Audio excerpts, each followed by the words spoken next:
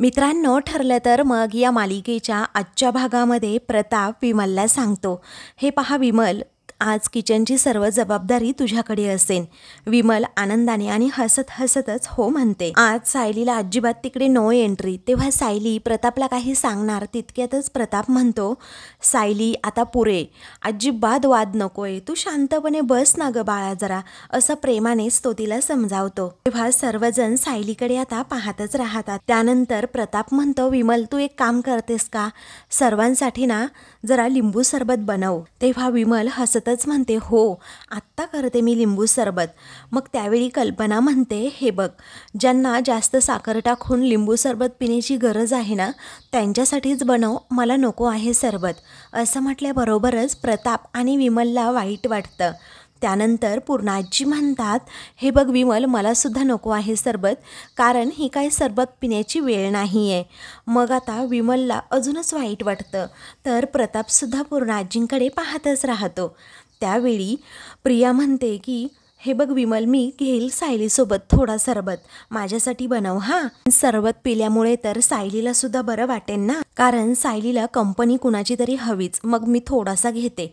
विमल हो म्हणते आणि तेथून सरबत बनवण्यासाठी जाते. त्यानंतर प्रिया आता खुर्ची घेते आणि सायलीजवळ बसता हातावर हात ठेवत म्हणते, सायली काय अवस्था करून घेतली ग तू स्वतःची. अगं तुझं दुःख मी नाही समजून घेणार तर मग कोण घेणार, कारण ज्या मधुभाऊंनी आपल्याला लहानाचं मोठं केलं त्यांच्याबद्दल अशा गोष्टी कळल्यानंतर आपल्याला त्रास तर होणारच ना. प्रियाचं बोलण्याचं इंटेन्शन काय आहे ना सायलीला कळून चुकलेलं असतं, म्हणून ती जरा रागातच प्रियाकडे पाहते.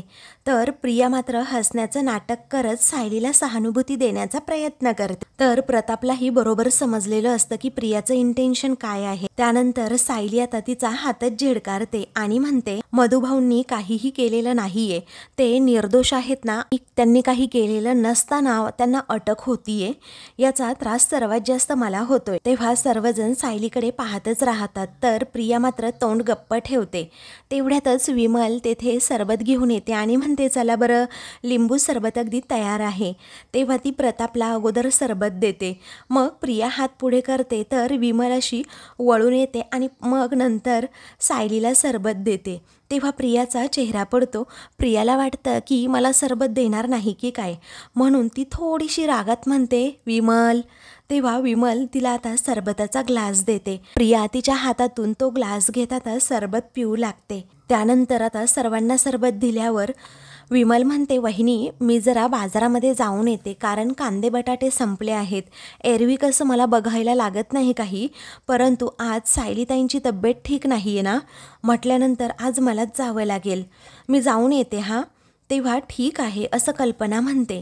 त्यावेळी प्रताप म्हणतो, ची तब्येत ठीक नाही आहे म्हणून काय झालं, आपली ही धाकटी सून आहे ना, ती घेईल की किचनची जबाबदारी. मग प्रियाचा आता चेहराच पडतो. तर कल्पना आणि पूर्णाजी ह्या दोघीही आता प्रतापकडे पाहू लागतात, कारण प्रताप बरोबर प्रियाची कशी खोड मोडायची ना याचाच विचार करत असतो. तर नाईलाजाने प्रिया म्हणते, हो जाईन हां, मी जाईन. विमलताई काय आणायचं आहे ना तेवढं सांगा मला, त्यात काय एवढं, मी जाते हां, असं हसतच ती म्हणते. पण मनातून तिला जायचंच नसतं. त्यावेळी विमल म्हणते, तन्वीताई राहू द्यात हां, कारण मला माहीत आहे काय आणायचं, मी पटकन घेऊन येते. ती कल्पनाला सांगते, जाऊन येते हा पटकन मी. कल्पना पुन्हा हो म्हणते. विमल आतमध्ये जाते, कॅरी बॅग घेऊन येते, पूर्ण आजींना विचारते आणि तशीच गेटमध्ये सुद्धा जायला निघते. त्यानंतर आता प्रिया मुद्दामच सायलीच्या डोक्यावरून हात फिरवते आणि म्हणते, तुला काही हवं असेल तर सांगा, तुझा हा मलूल आणि केविलवाना चेहरा मला आता बघवत नाही. तेव्हा सायली तिचं काही बोलणं न ऐकता लगेच बाबा आई मी आले असं म्हणते आणि उठायला जाते. परंतु तिचा पाय अचानकच लचकतो. ती आता जोरातच आई ग असं ओरडते. तेव्हा प्रताप काळजीने विचारतो, काय झालं ग सायली. तेव्हा सायली म्हणते, काही नाही, अचानक पायामध्ये गोळे आल्यासारखं झालंय. तेव्हा सर्वांना पुन्हा एकदा सायलीची काळजी वाटते. त्यावेळी प्रिया म्हणते, मी चेपून दिले असते ग, पण आत्ताच विमलताई बाहेर गेले आहेत ना, मग सगळा स्वयंपाक मलाच करायचा आहे, मी स्वयंपाकाला लागते हां, असं म्हणून प्रिया आता स्वयंपाकघरात जायला निघते. तेव्हा आता प्रिया उठते. त्याचवेळी कल्पना म्हणते, अगं थांब थांब तन्वी, स्वयंपाक करायच्या फंदात तू पडू नकोस, मी करेन थोड्या वेळाने स्वयंपाक. कारण सर्वांना माहीत असतं की प्रिया स्वयंपाकाच्या बाबतीमध्ये किती हुशार आहे. कल्पना आता पूर्णाजींकडे पाहते तर पूर्णाजी सुद्धा म्हणतात हो हो बरोबर आहे. तसंही तन्वीने प्रयत्न केला ना तरीही सर्व जबाबदारी कल्पना तुझ्याच अंगावर पडणार. तेव्हा प्रताप म्हणतो बरोबर आहे, पण तन्वी तुझी अगोदरची आयडिया होती ना ती अगदी मस्त होती हां. तर आता प्रियाला अगदी आनंदाच्या उकळ्याच फुटतात. ती आनंदाच्याच भरात विचारते कुठली हो बाबा आयडिया. तेव्हा प्रताप सांगतो अगं ते पाय चेपून द्यायची. तेव्हा पूर्ण आजी आणि कल्पना या दोघीही एकमेकींकडे पाहतच राहतात. मग आता प्रिया ही सायलीकडे पाहते, कारण आता या सायलीचे पाय मी चेपायचे असा प्रश्न तिच्या मनात येतो. तर प्रताप हसतच म्हणतो सायलीची ही अवस्था बघून तुला वाईट वाटतंय ना, मग तिला बरं वाटेन असं कर बरं, दे बरं पाय चेपून दे. तेव्हा प्रिया म्हणते बाबा कसं आहे ना मी पाय चेपून दिले असते हो. प्रताप विचारतो मग. प्रिया म्हणते बाबा अहो अश्विनने ना मला एक महत्त्वाचं काम सांगितलं आणि तो घरी येण्याच्या आतमध्ये त्याच्या काही फाईल्स आहेत ना त्या कपाटातून बाहेर काढून ठेवायच्यात. मग ते करायला हवं की नको. तेव्हा प्रताप म्हणतो नाही नाही राहू दे ना, कारण अश्विनला यायला अजून खूप वेळ आहे आणि हे बघ तू 15-20 मिनिट जरी पाय चेपून दिले ना तरीही तिला बरं वाटेन. तिचा चेहरा असा मलूल राहणार नाही. आणि तूच म्हणालीस ना मगाशी तन्वी की तिचा हा मलूल चेहरा तुला बघवत नाही म्हणून, मग आता तू करू शकतेस ना तिच्यासाठी एवढं तरी, असं म्हणून प्रताप बरोबर तन्वीला तिच्या शब्दातच अडकवतो. तेव्हा पूर्णाजी म्हणतात प्रताप अरे तुला एवढंच वाटत असेल ना तर विमल आल्यानंतर देईल की पाय चेपून तिचे. तर प्रिया म्हणते हो बरोबर आहे. त्यावेळी प्रताप म्हणतो अगं पूर्णाई असं काय करतेस, आता मगाशीच तन्वी नाही का म्हणाली की स्वतः ती पाय चेपून देणार आहे म्हणून. अहो तुमची धाकटी सून तिचं मन किती मोठं आहे तेवढं बघा. अगं काय तन्वी काय विचार केलास याबद्दल, असं प्रताप पुन्हा पुन्हा विचारतो. सायली नुसती प्रिया आणि घरातील सगळ्यांकडे पाहतच राहते. आता सगळेच जण तिच्याकडे पाहत असतात म्हणून प्रियाला नाईलाजाने फक्त हो म्हणावं लागतं. तेव्हा सायली म्हणते बाबा नको नाही राहू द्या, अहो मला थोड्या वेळाने ना जरा बरं वाटेल. तेव्हा प्रताप म्हणतो कशाला, अगं आज जर प्रतिमा इथे असती तर तिने तुझे पाय अगदी प्रेमाने मायेने चेपले असते की नाही. तेव्हा सर्वांनाच आता प्रतिमाची आठवण येते. मग काय पूर्णाई बरोबर आहे ना माझं बोलणं, असं प्रताप विचारतो. पूर्णाजी म्हणतात हो खरं आहे. मग पुढे त्या म्हणतात आणि तन्वीवर सुद्धा प्रतिमाचे संस्कार कुठे ना कुठे दिसतायत. मग प्रताप म्हणतो हेच मला म्हणायचं होतं.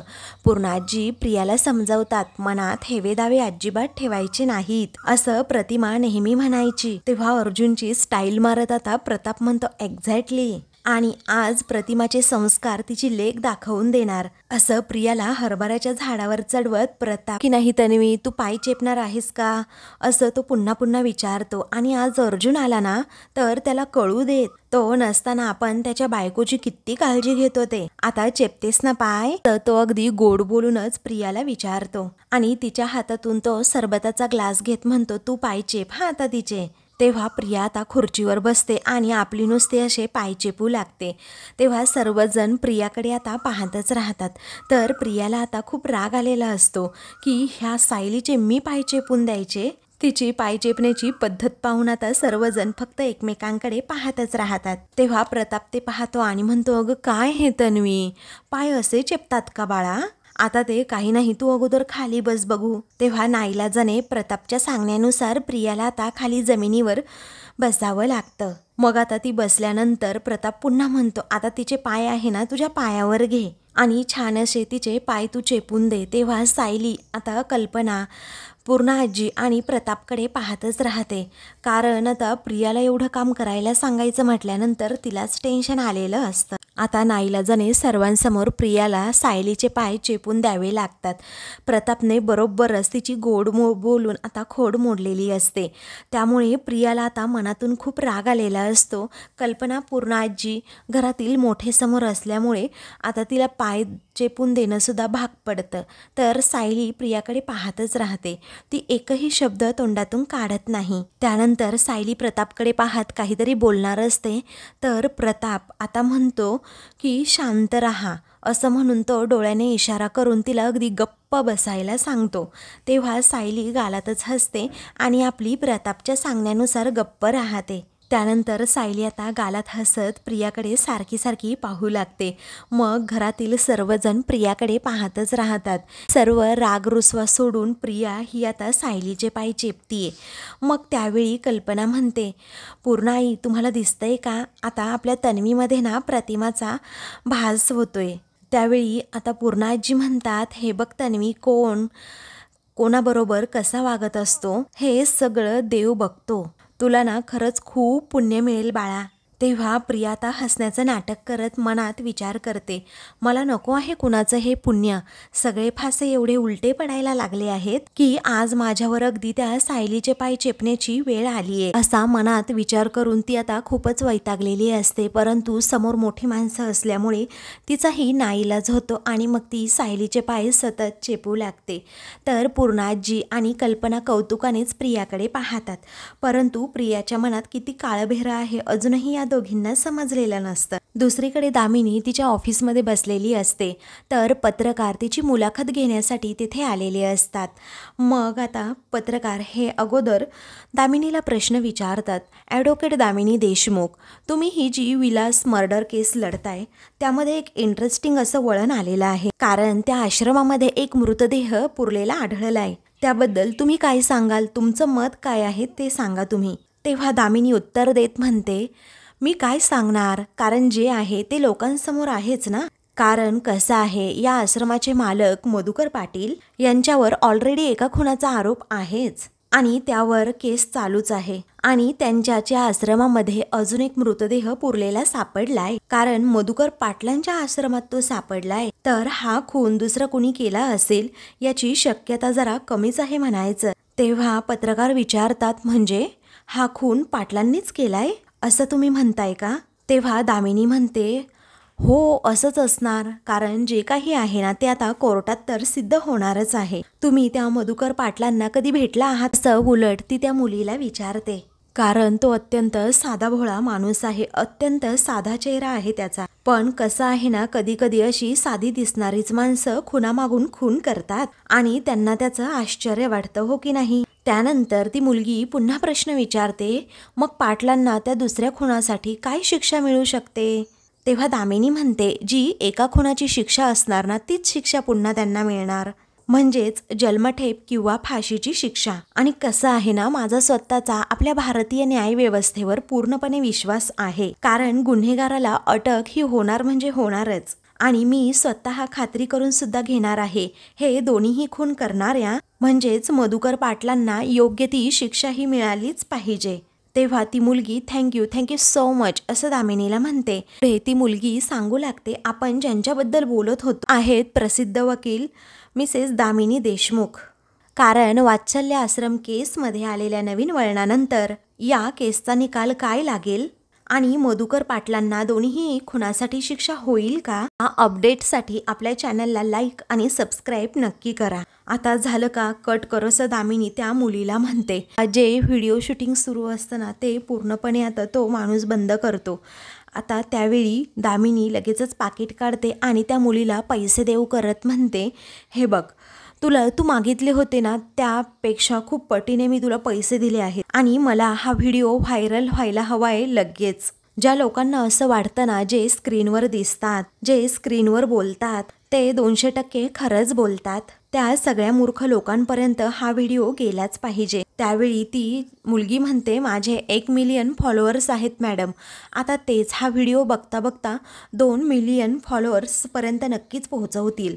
तेव्हा ठीक आहे असं दामिनी म्हणते आणि तेथून तिला निघायला सांगते। दुसरीकडे अर्जुन आणि चैतन्य हे दोघेही आता आपल्या ऑफिसमध्ये असतात। तेव्हा अर्जुन सांगतो की या रिपोर्टनुसार ही जी डेड बॉडी मिळाली आहे ती ॲक्सिडंट किंवा सुसाईड केसची नाहीच आहे, ही जी डेड बॉडी आहे ना ती एका मर्डर केसची आहे। तेव्हा चैतन्य सांगतो, माझ्याकडे जो FIR आहे ना अर्जुन, त्यामध्ये सुद्धा याच डिटेल्स आहेत, कारण पोस्टमॉर्टम रिपोर्ट सांगतोय की ही बॉडी जुनी आहे आणि ही डेथ अलीकडे झालेलीच नाहीये। तेव्हा अर्जुन खुर्चीत बसतो आणि म्हणतो, या दामिनीने आणि महिपतने ना विचार करून हा प्लॅन केलाय। तेव्हा चैतन्य म्हणतो, हो ते दिसतच आहे रे, पण त्या दोघांचा वरवर बघता त्या बॉडीशी काही संबंधच नाहीये, आता तो संबंध लावायचा कसा ते सांग। तेव्हा अर्जुन खूप विचार करतो आणि म्हणतो या दोघांनी नक्कीच कोणता तरी पुरावा मागे सोडला असेल आणि आता तोच आपल्याला शोधून काढायचा आहे चैतन्य. मग हे सगळं मधुभाऊंना अडकवण्यासाठी करत होते हे आपल्याला प्रूव्ह करावं लागणारच नाही. आता अर्जुन जे काही सांगतोय ते चैतन्याच्या लक्षात येत असतं. तेवढ्यातच अर्जुनला एक फोन येतो. तो कॉल रिसीव्ह करतो आणि हॅलो काय झालं असं विचारतो. तेव्हा आता त्याला काही गोष्टी समजतात. मग तो फोनवर म्हणत असतो एकदम फॅन्टॅस्टिक, कारण आता आपल्याला लवकरात लवकर इन्व्हेस्टिगेशन करावं लागेल, थँक्यू सो मच असं म्हणून अर्जुन फोन ठेवतो. तर चैतन्य आश्चर्याने अर्जुनकडे पाहतच राहतो. पुढे आता चैतन्य विचारतो काय झालं अर्जुन. तेव्हा अर्जुन सांगतो पोलिसांनी ते डेड बॉडीच्या स्पेशल रिकन्स्ट्रक्शनसाठी अपील केलं होतं, त्यातलं अप्रुव्हल आलंय. तेव्हा चैतन्य म्हणतो म्हणजे बॉडी कुणाची आहे ते आपल्याला अगदी खात्रीशीरपणे कळेलच. तेव्हा अर्जुन म्हणतो यस, आणि जर तो माणूस आश्रमाशी कनेक्टेड असेल तर सायली ही त्याला नक्कीच ओळखेल. तेव्हा चैतन्य म्हणतो हो बरोबर आहे. तेव्हा अर्जुन म्हणतो की आता या सगळ्या घटनेमध्ये सायली ही साक्षीदार म्हणून तेथे असणार आहे, याची तू परमिशन काढून घे, ती पण अगदी लगेच. तेव्हा चैतन्य एका क्षणाचाही विलंब न करता म्हणतो हो अर्जुन मी लगेचच कामाला लागतो असं म्हणून तो परमिशन काढण्यासाठी लगेच तेथून जातो. तर अर्जुन आता अजूनच डिटेल्स चेक करत असतो. इकडे कल्पना आणि प्रताप दोघेही रूममध्ये असतात. प्रताप पुस्तक वाचत बसलेला असतो तर कल्पना कपाट आवरत बसलेली असते. तेवढ्यातच प्रिया तेथे येते आणि आत येऊ का मी असं विचारते. कल्पना म्हणते अगं ये की ये बाळा आतमध्ये ये. तेव्हा कल्पना पुढे येते आणि विचारते काय. तर प्रिया म्हणते मला ना थोडं बोलायचं होतं. तेव्हा प्रताप विचारतो कशाबद्दल बोलायचंय. तेव्हा प्रिया अगदी साळसूतपणाचा आवाज आणत म्हणते बाबा अहो आपल्या घरातलं वातावरण किती गढूळ झालंय ना, आणि ते मला ना अजिबात आवडत नाहीये. अहो मधुभाऊ ना मला माझ्या वडिलांसारखे आहेत हो, पण कसं आहे ना त्यांचं खरं रूप जे आहे ना ते मी माझ्या डोळ्यांनी बघितलंय, आणि आता कसं आहे ना त्यांनी केलेली ही पापं आपल्या घरापर्यंत येऊन पोहोचली आहेत. नाही म्हणजे ते काका काकूंसारखे दुसऱ्या आश्रमात सुद्धा राहू शकतातच ना, किंवा अगदी कुसुमताईंकडे सुद्धा राहू शकतात. मग ते इथेच का राहत आहेत असं ती आता त्या दोघांनाही विचारते. आणि तिचं इंटेन्शन असतं की मधुभाऊंना या घरातून घालवायचे. एकतरी माझा प्लॅन हा सक्सेस होईल, पण ती जरा वेगळ्याच भाषेत अगदी काळजीने त्यांना सांगत असते, जेणेकरून प्रियाचं म्हणणं हे त्या दोघांनाही पटावं. तर प्रतापला हे पटत नाही. तो उठतो आणि म्हणतो कारण ते सायलीचे बाबा आहेत ना म्हणून इथे राहतायत, आणि त्यांनी इथे राहावं ही सायली व अर्जुनची इच्छा आहे. तेव्हा प्रिया म्हणते पण बाबा अहो त्यांच्यामुळे आपल्या घरामध्ये पोलीस आलेत. तेव्हा प्रताप म्हणतो पण माझ्यामुळे सुद्धा पोलीस घरात आले होते ना, म्हणून मी लगेच वाईट माणूस ठरतो का सांग ना. तर जरा चढ्या आवाजातच प्रताप तिला विचारतो. तर आता प्रतापचा हा टोन पाहून आता प्रिया आणि कल्पना दोघीही जरा घाबरतातच. दुसरीकडे सायली तिच्या रूममध्ये बसलेली असते आणि मोबाईलमध्ये जो मघाशी दामिनीने व्हिडिओ शूट करून घेतलेला असतो ना तो व्हिडिओ ती आता पाहू लागते. त्यामध्ये दामिनी स्पष्टपणे म्हणत असते की मधुकर पाटलांवर ऑलरेडी एक आरोप आहे आणि हा दुसरा मर्डर त्यांनी केलेला आहे, जो त्यांच्या आश्रमातच मागच्या बाजूला त्यांनी पुरून ठेवला होता. कुणालाही कळू न देता त्यांनी हे कारस्थान केलं होतं. परंतु आता सगळ्या घटनेचा आपल्याला पुरावासुद्धा मिळाला आहे की त्यांच्याच आश्रमामध्ये हा मृतदेह होता, आणि हा खून दुसरं कोणीतरी केला याची शक्यता कमीच असणार. त्यामध्ये ती मुलगी दामिनीला विचारते म्हणजे हा खून सुद्धा मधुकर पाटलांनी केलाय असं तुम्ही म्हणताय का. तेव्हा दामिनी त्या व्हिडिओमध्ये स्पष्टपणे सांगते हो दुसरं कोण करणार ना तो खून, आणि पाटलांना या खुनासाठी जी शिक्षा होते ना म्हणजे जन्मठेपेची किंवा फाशीची तीच शिक्षा आता मधुकर पाटलांना होणार असं दामिनी स्पष्ट व्हिडिओमध्ये सांगत असते. आणि हे ऐकून आता सायलीला प्रचंड राग येतो आणि ती थोडी घाबरते सुद्धा. मग सायलीचा या व्हिडिओवर अजिबातच विश्वास बसत नाही. ती रागातच म्हणते 100 वेळा खोटं बोललं ना की लोकांना हेच खरं वाटायला लागतं, आणि ही दामिनी आहे ना ती नेमकं तेच करते. दुसरीकडे आता प्रिया म्हणते बाबा अहो तसं नव्हतं म्हणायचं मला. त्यावरती प्रताप विचारतो मग कसं म्हणायचंय तुला. तेव्हा प्रिया म्हणते बाबा अहो मधुभाऊंवर 2-2 खुनांचे आरोप आहेत, त्यात त्यांचे कुठल्या कुठल्या गुंडांशी काय काय संबंध आहेत, काय काय कनेक्शन आहेत आपल्याला तरी काय माहीत बरोबर ना. अशा माणसाला आपल्या घरात ठेवणं आपल्या सेफ्टीच्या दृष्टीने अजिबातच चांगलं नाहीये ना. तेव्हा प्रतापचा या गोष्टीवर विश्वासच बसत नाही. तर कल्पना म्हणते, हो ना, तुझं बरोबर आहे हा, कारण हे खून, डेड बॉडी हे शब्द आपण खूपच दूर दूरपर्यंत ऐकले होते, एकतर बातम्यांमध्ये किंवा अर्जुनच्या केसमध्ये. पण तुम्हाला सांगू, आता हा गुन्हा ना आपल्या घरापर्यंत येऊन पोहोचलाय. तेव्हा अशा गुन्हेगाराने आपल्या घरामध्ये राहावं हे मला सुद्धा नाही पटते. तेव्हा प्रियाला आता खूप बरं वाटतं की कल्पना तरी निदान आपली साईड घेतीये. तर प्रताप म्हणतो, कल्पना, अगं मधुभाऊंवरचा कुठलाही गुन्हा सिद्ध झालेला नाहीये. अगं ते फक्त ना संशयित आहेत. तेव्हा प्रिया म्हणते, पण आई, त्यांच्यासारखा वाईट माणूस जर आपल्या घरात राहत असेल, असं म्हणून ती पुढे बोलणार. तितक्यात प्रताप आता गप्प करतो आणि म्हणतो, कोण चांगलं कोण वाईट याबद्दल तर तू बोलूच नकोस हा तन्वी, कारण तुझी व साक्षीची मैत्री आहे ही गोष्ट तू आमच्यापासून लपवून ठेवलीस. आमच्याकडे तू दुर्लक्ष केलं आणि म्हणून आम्ही विसरलो. असं होत नाहीये, कारण साक्षी आणि तुझी मैत्रीच नाहीये हे खोटं तर तू अगदी 2 वर्ष बोलत होती, बरोबर ना. तेव्हा प्रिया आता एकदमच घाबरून जाते, कारण प्रताप स्पष्टपणे तिला काही गोष्टी बोललेला असतो आणि त्यानंतर जाब विचारतो, काय ग, कोणत्या अधिकाराने मधुभाऊंवर आरोप करतेस, असं प्रताप स्पष्टपणे विचारतो. तेव्हा प्रिया आता खूपच घाबरते. दुसरीकडे सायली आता म्हणते, बापरे, यांनी हा व्हिडिओ पाहिला असेल का, असं म्हणून ती अर्जुनला कॉल करते. सायलीचा कॉल आल्यामुळे अर्जुन आता खुश होतो आणि लगेच कॉल रिसीव्ह करतो. तेव्हा तो म्हणतो, बोल बायको. सायली विचारते, काय हो, दामिनी देशमुखचा तो व्हिडिओ तुम्ही पाहिलात का. तेव्हा अर्जुन आश्चर्याने विचारतो, कोणता व्हिडिओ. तेव्हा ती म्हणते, अहो, तिने ना एक मुलाखत दिली आहे आणि त्यामध्ये ही सतत अशी बोलतीये की मधुभाऊंनीच हा दुसरा खून सुद्धा केलाय. अहो, एव्हा ना तो व्हिडिओ ना सर्वांनी पाहिला सुद्धा असेल आणि अशाने सगळ्यांना हे खरं वाटेल ना, आणि याने जर आपल्या केसवरती काही परिणाम झाला तर, असं सायली खूप पटकनच अर्जुनला विचारते. तेव्हा अर्जुन म्हणतो, 1 मिनिट, जरा श्वास तरी घे, तू अजिबात पॅनिक होऊ नकोस. तेव्हा सायली म्हणते, अहो, ती दामिनी ना थेट मधुभाऊंवर आरोप करतीये. तेव्हा अर्जुन म्हणतो, ती ही असले प्रकार करणारच आणि अशा मुलाखतीमध्ये केलेल्या आरोपांचा कोर्टाला काही फरक पडत नाही, त्यामुळे सो रिलॅक्स, असं म्हणून तो तिला शांत राहायला सांगतो. तेव्हा सायली म्हणते, अहो, पण अर्जुन म्हणतो, नाही, तुला तुझी तब्येत पुन्हा बिघडवून घ्यायची आहे का. नाही ना, मग आराम कर आणि मला एक सांग, तू काही खाल्लं की नाही. मग आता सायली म्हणते, हो खाल्लंय. सायली म्हणते, हो मी खाल्लंय.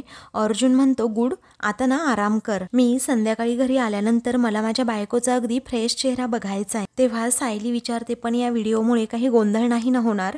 अर्जुन म्हणतो, नाही होणार. आता दामिनीला जे करायचं ते करू देत, आपली केस स्ट्रॉंग आहे आणि स्ट्रॉंगच राहणार. तेव्हा ती म्हणते, ठीक आहे, आता ठेवते. अर्जुन बाय असं म्हणून फोन ठेवतो. तर सायलीला अजूनही त्या व्हिडिओचीच काळजी लागलेली असते. तर आता मित्रांनो, पुढील भागामध्ये अर्जुन सायलीसाठी चहा घेऊन येतो आणि म्हणतो, आपल्या केसमध्ये डेव्हलपमेंट झाली आहे.